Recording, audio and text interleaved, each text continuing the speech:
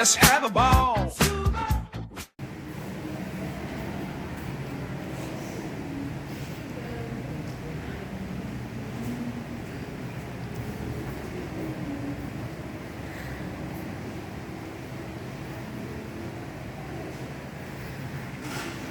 Assalamualaikum warahmatullahi wabarakatuh.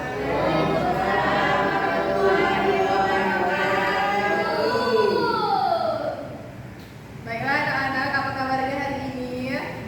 Baik, Bu. Ada yang tidak masuk? Siapa yang tidak masuk? Ibu. Multi. Oke, nanti sekretaris kasih laporan sama Ibu ya. Baiklah, sebelum memulai pembelajaran hari ini, alangkah lebih baiknya kita mulai dengan berdoa. Bang Rizkon, boleh bantu Ibu pimpin doanya, Bang Rizkon? Sebelum kita mulai pembelajaran, marilah kita berdoa. Berdoa dimulai.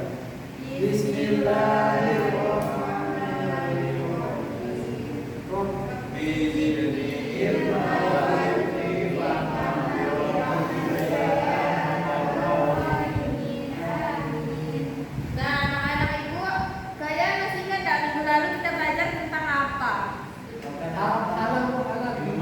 Minuman halal. Nah, jadi sekarang kita akan belajar tentang ada yang tahu nggak info itu apa? Beri. Yang lain? KRK, apa info KRK? Dekat. Ya, betul. Nah, jadi kita masuk ke pengertian infak. Nah, infak di sini terbagi menjadi dua. Yang pertama secara bahasa dan secara istilah. Boleh Bang Murtado pasangan Ibu pengertian infak secara bahasa? Secara bahasa. Kata infak berasal dari bahasa Arab, yaitu nafkah, yang artinya membelanjakan atau menafkahkan. Nah, jadi infak itu secara bahasa berasal dari kata nafkah yang berarti memberi atau membelanjakan. Nah, infak secara istilah yaitu syariat Islam adalah menafkahkan atau membelanjakan sebagian harta benda yang dimiliki di jalan yang diridhoi oleh Allah Subhanahu wa taala. Nah, yang selanjutnya yaitu dalil tentang infak. Nah, dalil tentang infak ini terdapat dalam Quran surah Al-Imran ayat 92. Boleh kita baca sama-sama ya? A'udzu billahi minasy syaithanir rajim. Bismillahirrahmanirrahim.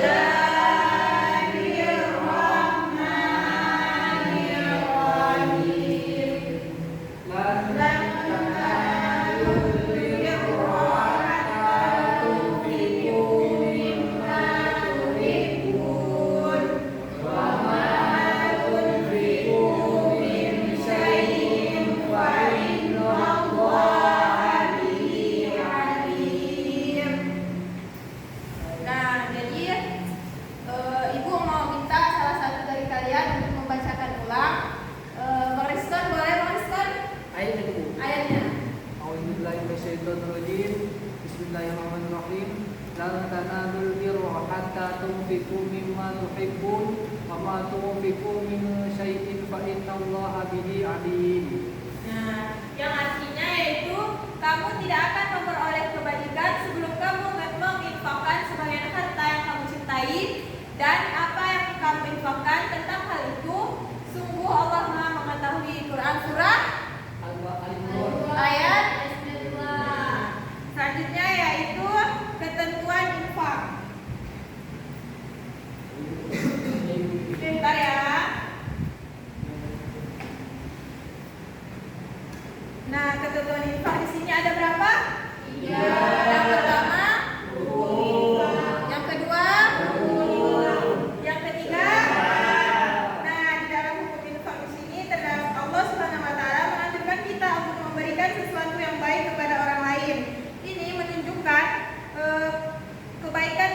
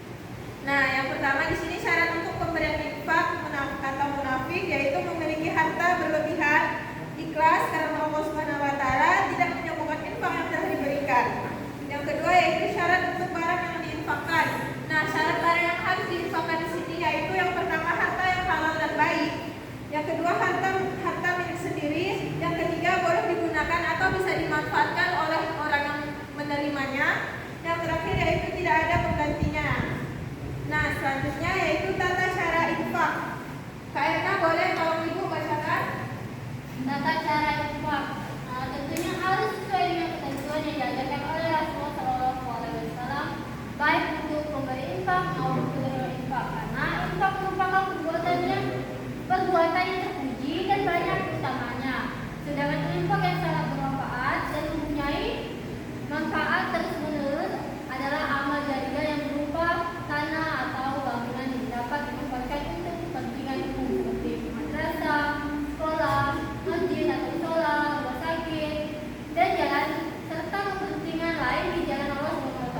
Maka dalam penyampaian dan penerimanya harus jelas, tepat, tidak salah. Untuk itu mari kita pelajari dengan baik tata cara berinfak dengan benar.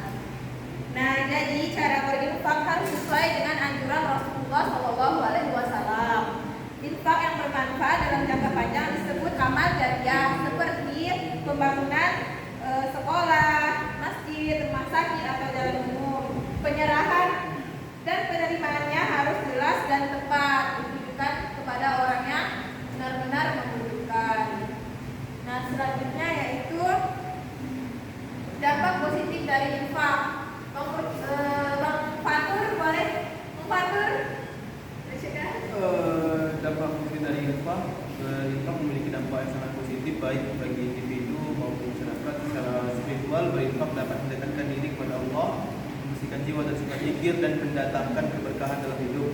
Lalu bagi individu, berinfak meningkatkan rasa syukur, memberikan kebahagiaan batin dan menumbuhkan empati terhadap sesama. Selain itu, secara sosial, berinfak membantu mengurangi kemiskinan, mempererat solidaritas dan menciptakan keseimbangan sosial dengan mengurangi kesenjangan ekonomi. Nah, itu tadi penjelasan tentang dampak positif dari infak. Nah, dampak positif di sini terbagi menjadi dua. Yang pertama bagi diri kita sendiri dan bagi masyarakat atau orang lain. Sekian penjelasan dari Ibu. Apakah anak-anak sudah paham? Nah, selanjutnya Ibu akan membagi kalian secara berpasang-pasangan. Kalian jumlahnya berapa orang? 7. Ada yang 7 ya. Baiklah, Pak Widya sama Kak Hidayah, Kak Erna sama Kak Arani, abang-abang ini. Ya. Jadi di sini ada kertas yang berisikan materi yang telah Ibu jelaskan tadi. Jadi tugas kalian yaitu bergantian membacakan secara berpasangan dan satunya menulis di kertas yang berwarna-warni ini. Nah, jadi kalian berdua itu berdiskusi. Paham? Sekarang membentuk berikat yang ketiga dulu.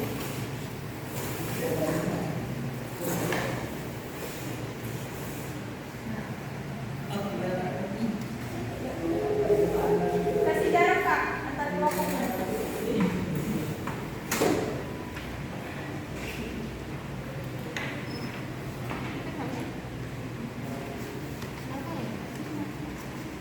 Ya.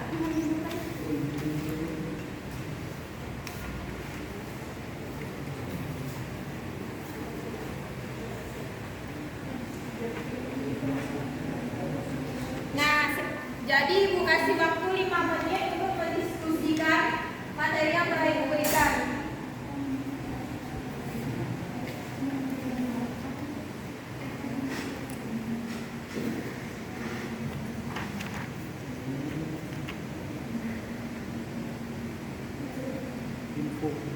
Infak.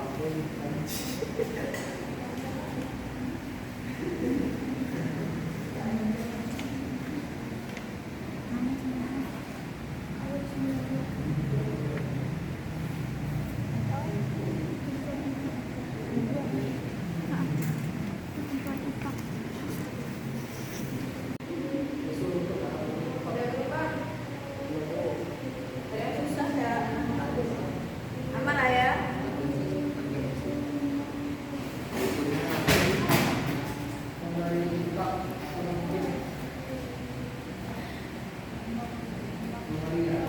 Ada belum Kak? Udah, tunggu temannya yang lain ya. Betul lah, kerjanya tuh kok cepat. Nah, ini siapa nih? Gantian kan tadi diskusinya.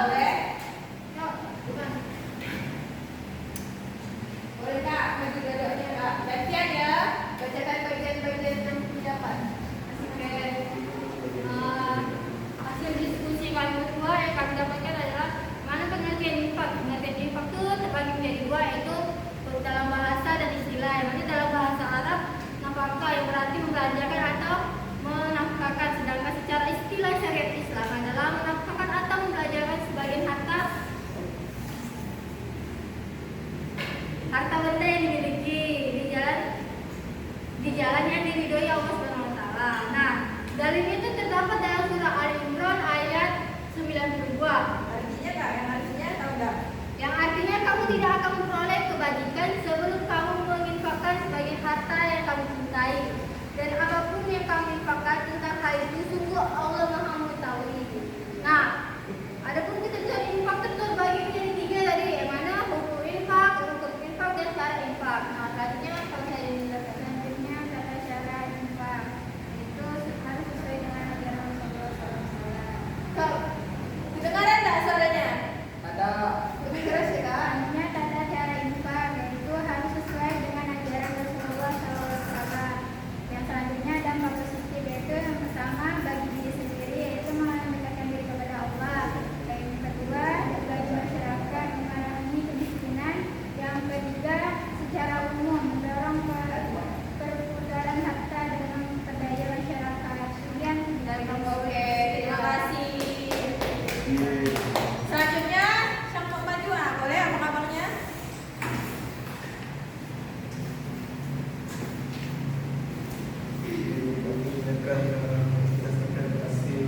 Bentar, kakaknya tadi kertasnya dikumpul kakak. Terima kasih. Oke, lanjut pak. Infak itu adalah menafkahkan atau memberi harta kepada orang lain. Adapun ini dalilnya itu tertera di Quran Al-Imran ayat 92. Yang berbunyi, Apa? yang berbunyi. Oh iya, betul.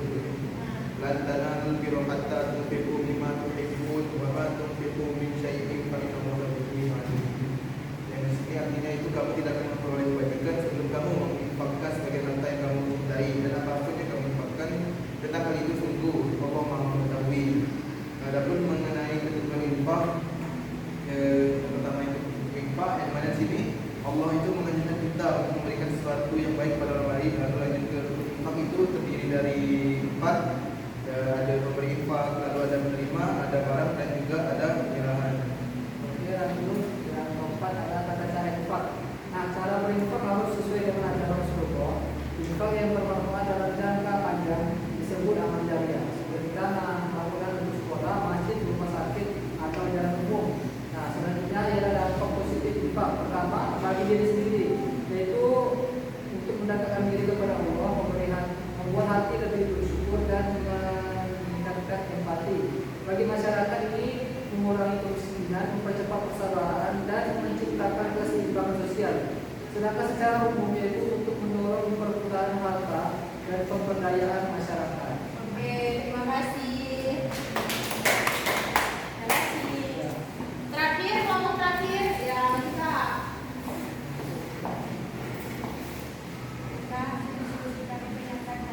Kedengaran nggak suaranya? Saksikan. Besaran kak. Infak artinya membelanjakan atau menafkahkan. Secara istilah, syariat Islam adalah menafkahkan atau membelanjakan sebagian harta benda yang dimiliki di jalan yang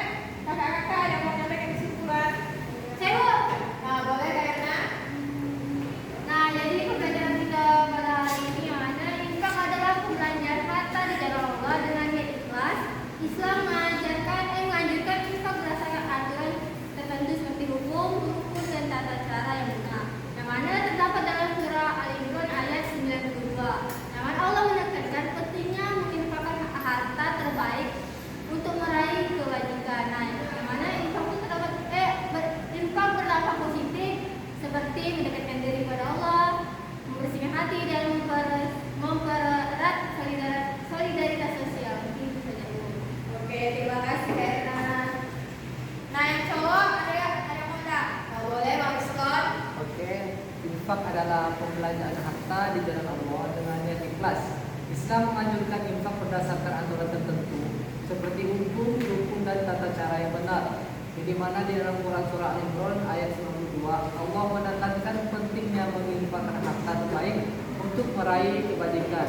Infak berdampak positif seperti mendekatkan diri kepada Allah, membersihkan hati, mempererat solidaritas sosial, dan mengurangi kesenjangan ekonomi sehingga menciptakan kehidupan yang lebih harmonis dan berkah. Ya Bu? Nah, Ibu akan menambahkan sedikit dari hasil kesimpulan KN dan Bariskon. Nah, jadi infak tadi kan secara istilah dan secara bahasa. Secara bahasa infak itu berasal dari kata nafaki yang artinya menafkahkan atau memberikan. Nah, secara syariat Islam yaitu menafkahkan atau membelanjakan sebagian harta benda yang dimiliki di jalan yang diridhoi oleh Allah Subhanahu wa taala. Nah, dalil tentang infak ini terdapat dalam surah Al-Imran ayat 92 yang berarti kamu tidak akan memperoleh kebajikan sebelum kamu menginfakkan sebagian harta yang kamu cintai, dan apapun yang kamu infakkan tentang hal itu semua Allah Maha mengetahuinya. Nah, di sini dampak positif dari infak itu terbagi menjadi dua. Yang pertama untuk diri sendiri dan untuk orang lain atau untuk masyarakat.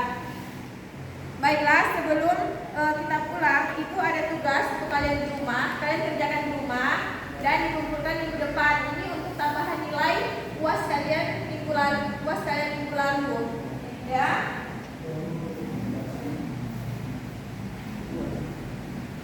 Ini dikerjakan ya, dan jangan lupa dibawa minggu depan. Ya, salah UTS, salah ya untuk tambah nilai UTS. Nah, sekian pembelajaran kita hari ini. Bang Rizkon boleh bantu Ibu untuk membaca doa. Nah, sebelum kita pulang, marilah kita berdoa. Berdoa dimulai. Subhanallahumma wa bihamdika asyhadu an la ilaha illa anta astaghfiruka wa atubu ilaik. Baiklah, sekian pembelajaran kita hari ini. Ibu harap kalian bisa menerapkannya dalam kehidupan sehari-hari. Mohon maaf jika terdapat salah kata. Ibu akhiri. Wassalamualaikum